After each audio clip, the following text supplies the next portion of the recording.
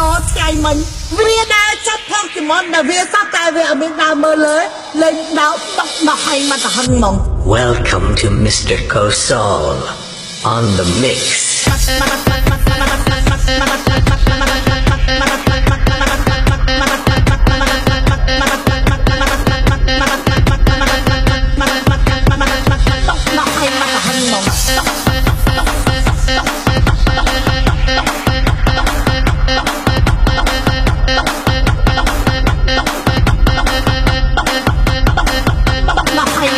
Mộng nó qua mẹ đọc sky ơi. Welcome to Mr. Kosol on the mix.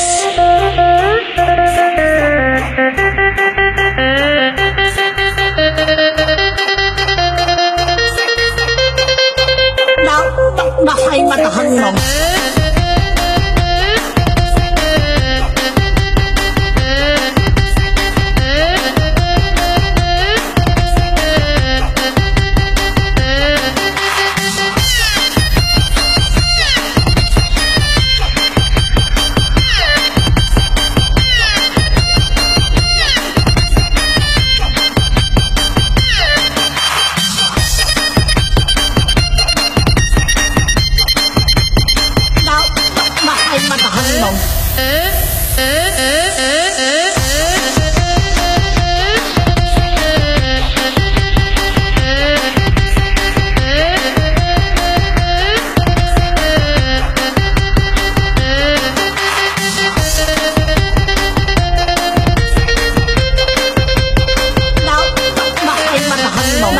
Đọc anh hãy mình sống tố anh em màn tích cái tài cho nâng Pokemon cho ba vì ấy mà đây không ai từ nó phải nâng.